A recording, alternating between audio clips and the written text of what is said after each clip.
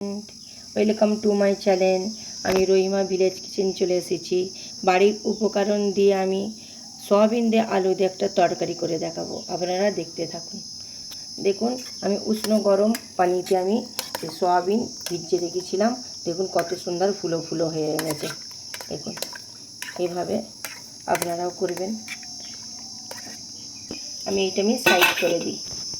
একটা সুন্দর মশলা তৈরি করব সয়াবিন আলুর তরকারি দেওয়ার জন্য। এইটা ধনে, কাঁচা ধনে, এটা কাঁচা জিরে, দালচিনি, এলাচ, লবঙ্গ, আর এইটা হচ্ছে গোলমরিচ, শুকনো লঙ্কা। এইটা আমি খোলাতে ভেজে নিয়ে আমি এইটা মিক্সচারে মিক্স করব। গরম হয়ে গেছে, এর মধ্যে আমি এইভাবে দিয়ে দেবো। হালকা ফেলে আছে, আমি এইটা গরম করে নেব।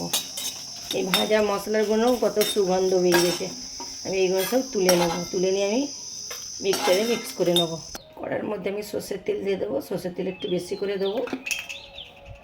আলুগুলো আমি এইভাবে কেটেছি, আপনারাও এইভাবে কাটবেন। আর তেলটা আমার গরম হয়ে গেছে, আলুগুলো আমি তেলের মধ্যে দিয়ে দেব। আর লাল লাল করে আলু ভাজা হয়ে গেছে, সব কটা আমি তুলে নেব। 50% আলু ভাজা হয়ে গেছে। এর মধ্যে আমি পেঁয়াজ কুচিটা দিয়ে দেবো।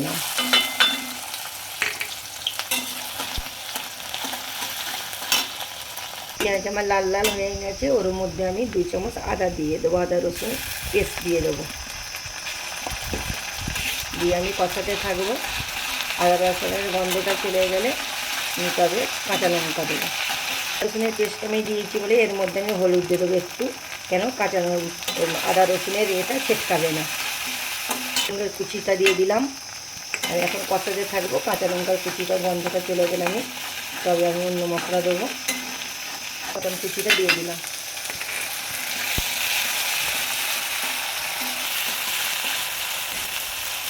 আমি কষাতে থাকবো, এতে আমি একটুও পানি দেবো না।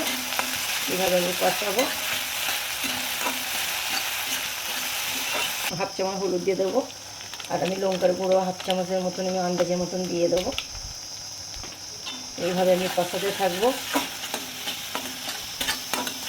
টমেটোমে কাঁচা গন্ধটা চলে গেছে, আদা রসুনের কাঁচা গন্ধ চলে গেছে, কাঁচা লঙ্কারও কাঁচা গন্ধটা চলে গেছে। এর মধ্যে আমি সেই দইটা আমি ফাটিয়ে রেখেছিলাম, এর মধ্যে কড়ার মধ্যে আমি দিয়ে দেবো।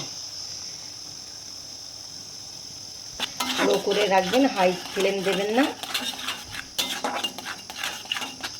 হাইয়ে দিলে দইটা ফেটে যাবে, ভালো লাগবে না খেতে। এইভাবে আমি পানি ছাড়া কষাতে থাকবো। দই দিয়ে আমার কষানো হয়ে গেছে, ধারে ধারে আমার জল পানি তেল ছেড়ে দিয়েছে।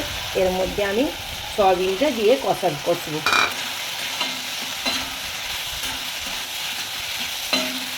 আমি সয়াবিনটা কষতে থাকবো যতক্ষণ না সয়াবিনের কাঁচা গন্ধটা যায়। আপনারা গরম পানিতেও সয়াবিন ভিজিয়ে রাখতে পারেন, আর যদি হাতে সময় না থাকে ঠান্ডা পানিতেও ভিজিয়ে রাখতে পারেন।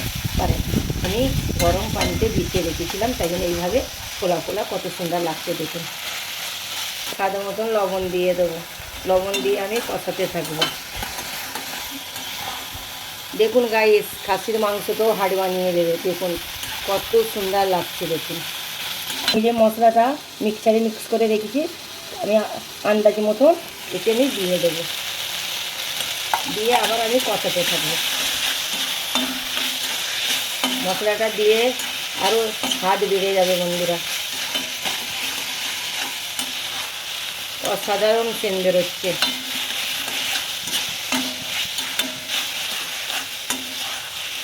সয়াবিনটা আমার কষানো হয়ে গেছে সব উপকরণ দিয়ে। এর মধ্যে আমি পানি দিয়ে দেবো। আবার এইভাবে আমি নেড়ে চেড়ে নেবো।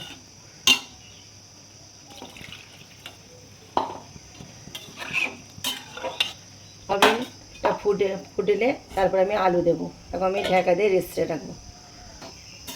কত সুন্দর ফুটে গেছে দেখুন সয়াবিন। এর মধ্যে আমি আলু ভাজাটা দিয়ে দেবো। আলুটা আমার 50% ভাজা হয়ে গেছিলো। আলুটা দিয়ে আমি নেড়ে ছেড়ে নেবো।